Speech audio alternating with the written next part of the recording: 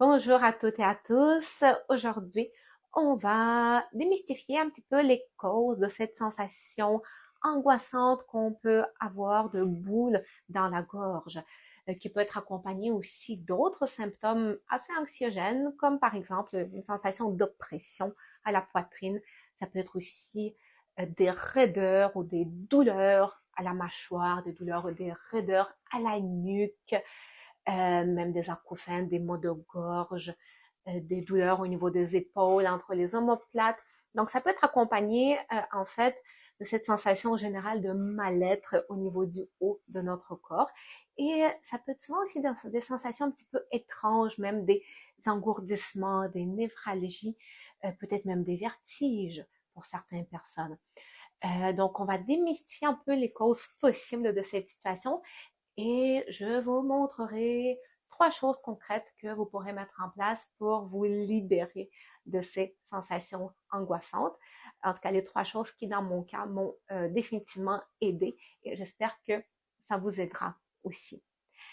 Euh, donc, quelques mots au sujet des causes possibles de tous ces symptômes.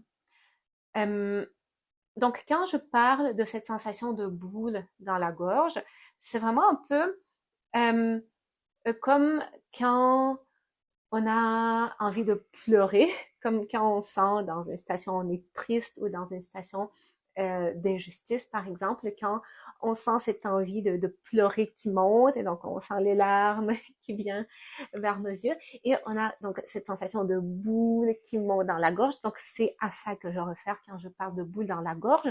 Mais le souci, c'est que chez certaines personnes, et ça a été mon cas, c'est une sensation qui peut devenir omniprésente même quand on n'est pas en train de pleurer ou quand on n'est pas en train de forcément vivre une situation stressante.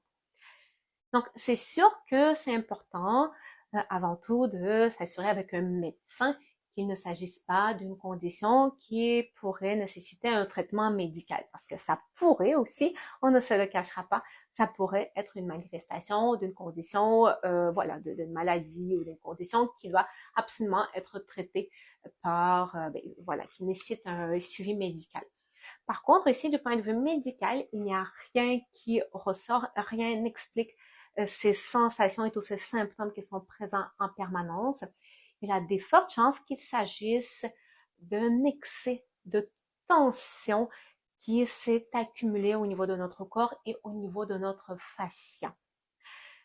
Donc, j'explique tout ça beaucoup plus en détail, vraiment par rapport à ces causes de cette tension dans cette vidéo-là. Donc, je vous parle des connexions myofaciales. Donc, pour mieux comprendre la cause de toute cette accumulation de tension au niveau du haut de notre corps dont on n'arrive pas à se libérer, je vous invite vraiment fortement d'aller visionner cette vidéo qui est extrêmement riche en informations. Mais aujourd'hui, dans cette vidéo, j'ai vraiment envie de rentrer dans le concret et de vous montrer des choses concrètes, des exercices et des techniques que vous pouvez mettre en place pour vous aider à vous en sortir de ce cercle vicieux de symptômes. En fait, le pire dans toute cette situation aussi, c'est que plus on prend conscience de tous ces symptômes angoissants qui n'ont pas forcément d'explication médicale, plus ça va accentuer notre stress et notre angoisse. Et le fait d'être plus stressé et plus angoissé, ça va encore plus accentuer ces symptômes. Donc, on est vraiment pris dans ce cercle vicieux et il faut trouver des moyens de s'en sortir. Donc, on va commencer avec la première chose à mettre en place. Absolument, il faut vraiment commencer par ça. C'est comme la chose la plus importante. Il faut mettre en place votre respiration.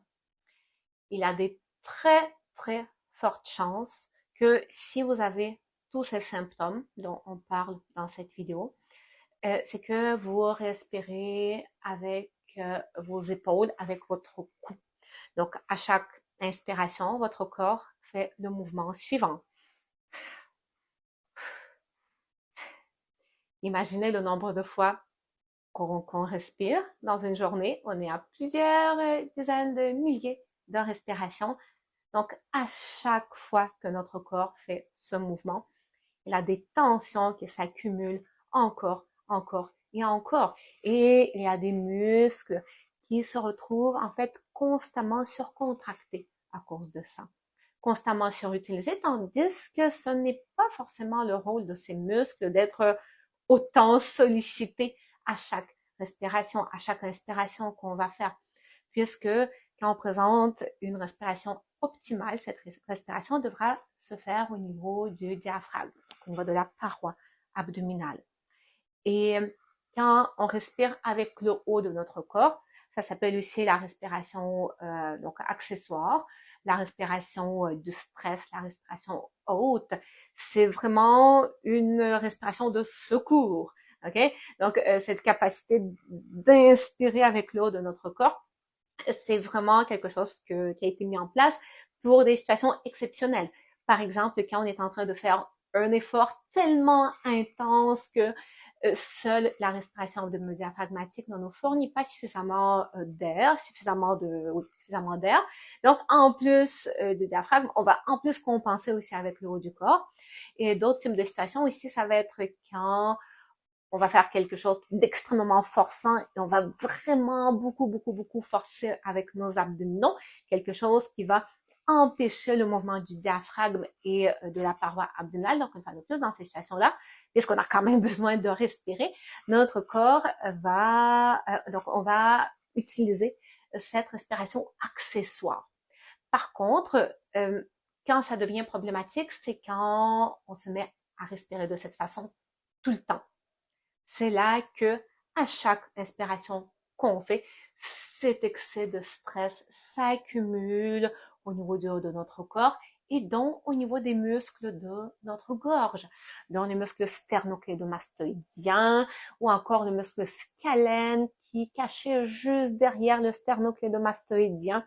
Et si vous avez cette sensation de boule dans la gorge qui n'a pas d'autre explication médicale, il a des très fortes chances que si vous touchez ce muscle et si vous essayez de toucher, essayez de palper qu'est-ce qui se passe derrière aussi ce muscle, comme je le place, vous allez sentir que c'est une région qui est très sensible. Donc là, vous allez être en train de toucher le muscle scalène justement, qui est un muscle de respiration accessoire et ce muscle-là, à chaque fois que vous faites une inspiration avec la poitrine, avec votre cou, ce muscle est surutilisé. Et donc, la surcontraction au niveau de ce muscle fait en sorte que toute la région myofaciale au niveau de votre gorge se retrouve un peu crispée en permanence et donc ça contribue à cette sensation de boule dans la gorge, mais aussi à tous ces autres symptômes dont vous pouvez souffrir, la sensation de pression au niveau de la poitrine, les raideurs à la mâchoire, etc.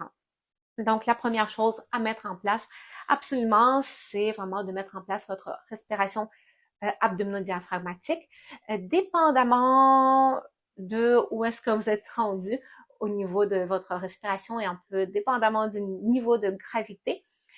Pour certaines personnes, il faudra vraiment commencer avec la respiration ventrale et ensuite passer à la respiration abdominodiaphragmatique. Donc, si je vous montre un petit peu les étapes dans l'ordre, comment apprendre à respirer de la bonne façon, vous allez commencer par vous assurer, si vous êtes capable de gonfler, de respirer avec votre ventre sans gonfler la poitrine. Donc, soit dans la position couchée ou dans la position assise, vous allez mettre une main sur la poitrine, l'autre main sur le ventre. Et vous allez respirer en gonflant et en dégonflant votre ventre, en vous assurant que la poitrine ne bouge pas. Donc, c'est quelque chose qui va ressembler à ça.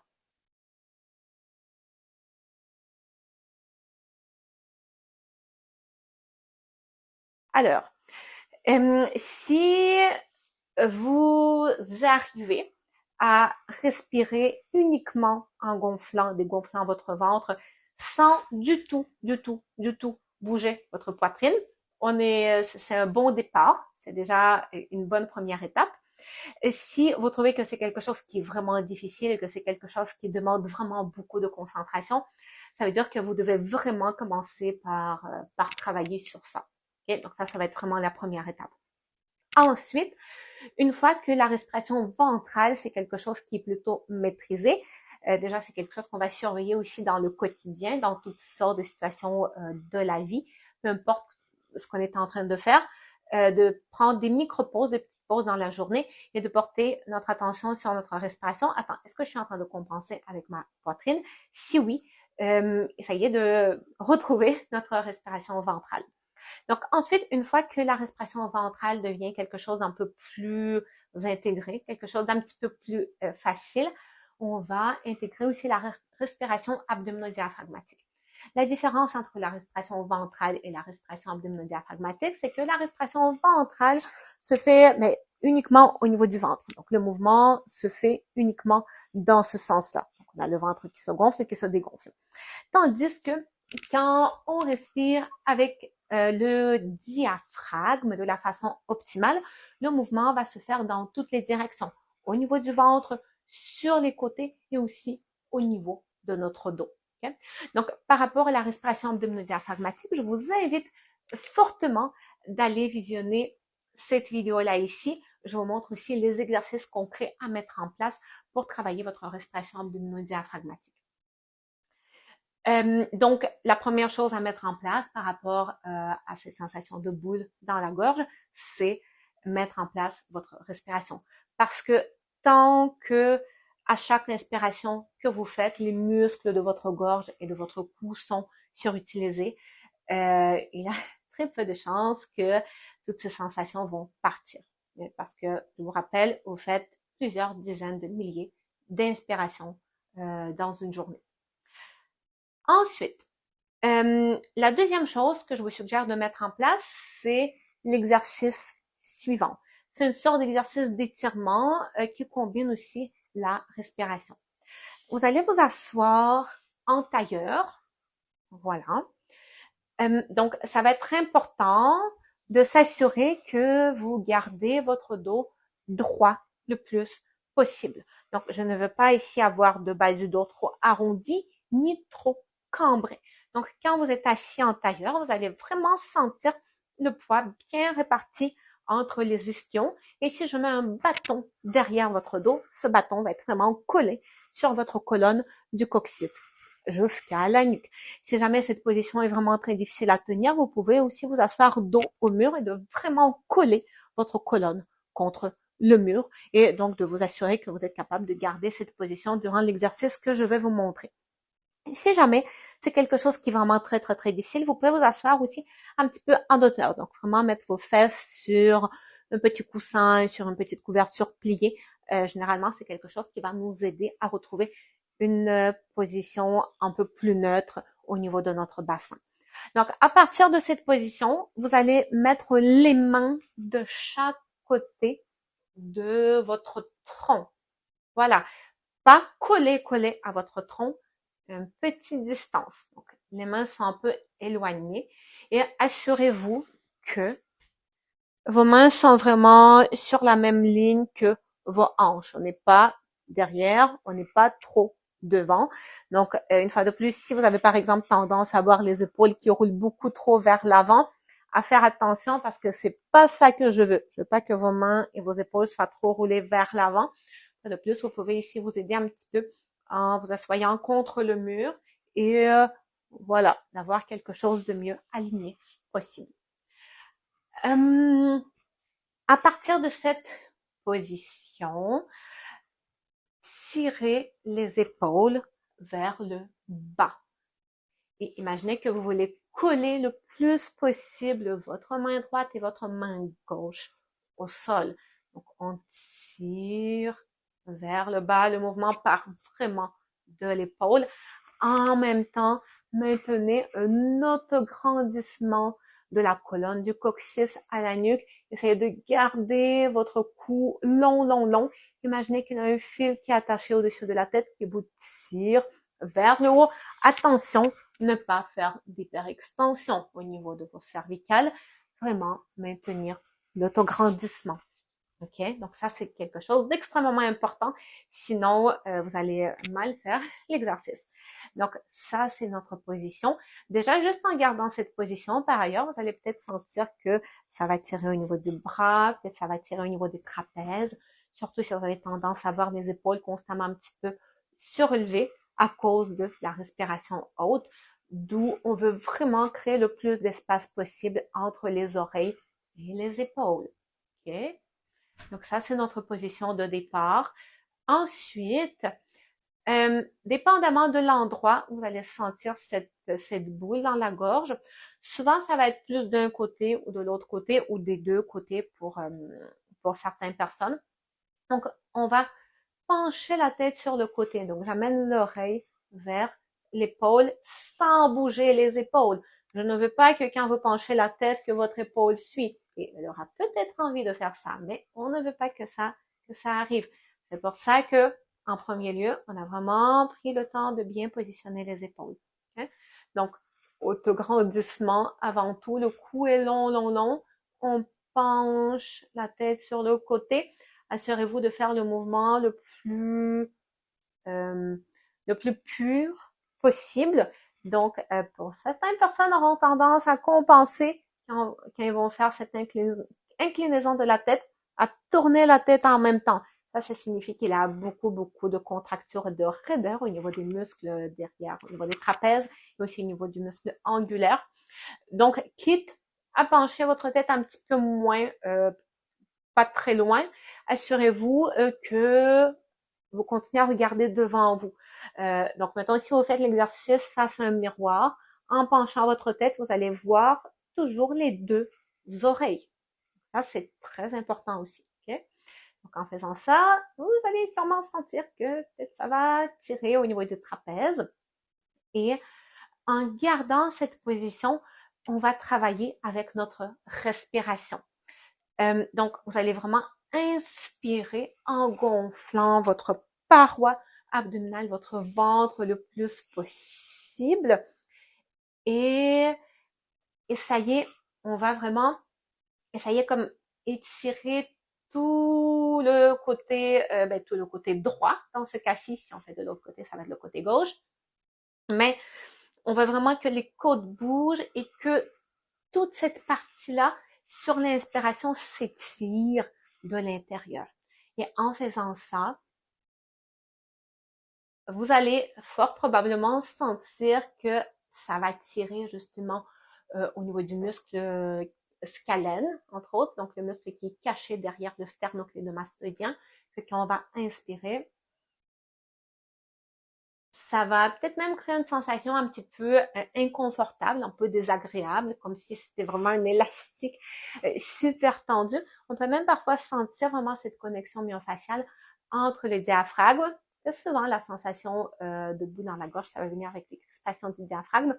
Donc, on va vraiment sentir comme un fil qui va passer du diaphragme jusqu'à notre cou. Et donc, c'est exactement cette sensation qu'on recherche. Okay? Et à force de garder la position et de respirer, ça va un petit peu, petit à petit, se relâcher. Okay? Donc, soit on fait ça d'un côté, donc le côté qu'on va sentir plus tendu, ou on le fait des deux côtés, dépendamment de la situation. Okay? Donc, on va tenir la position pendant au moins une dizaine de respirations, peut-être même plus. Donc ça, c'est le deuxième exercice que je vous suggère vraiment fortement à mettre en place si vous avez tous ces symptômes que je vous ai mentionnés.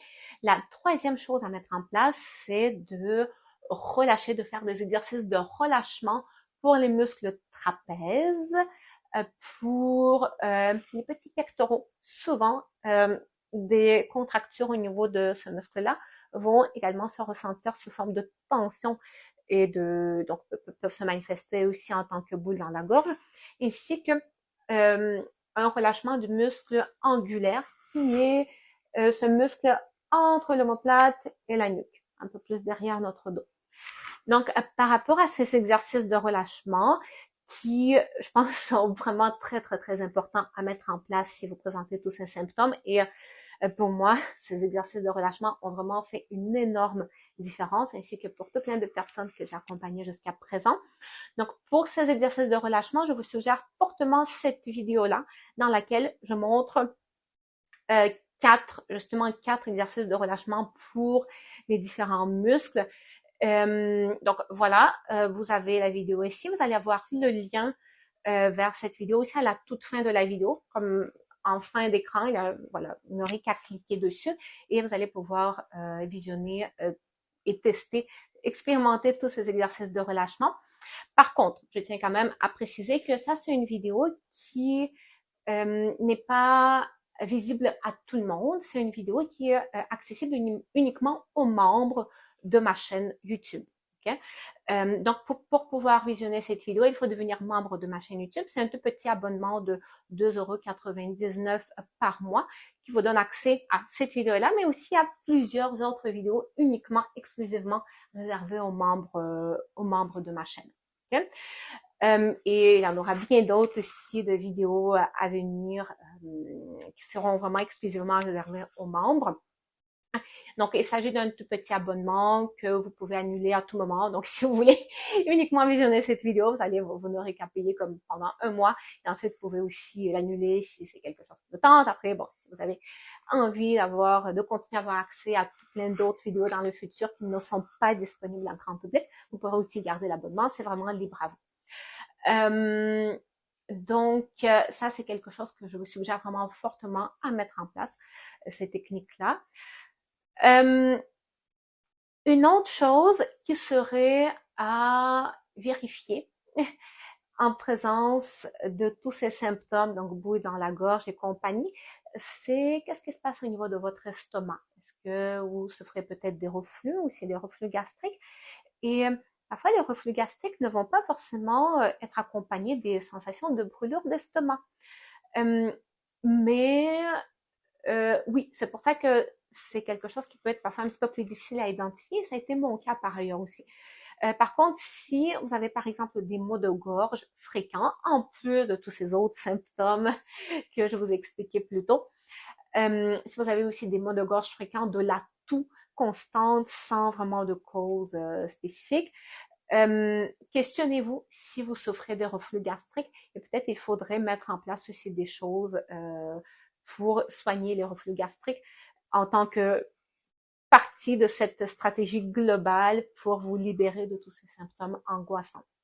Et par ailleurs, la mise en place d'une respiration abdominale diaphragmatique, ça fait partie de la stratégie à mettre en place pour se libérer aussi des reflux gastriques par ailleurs.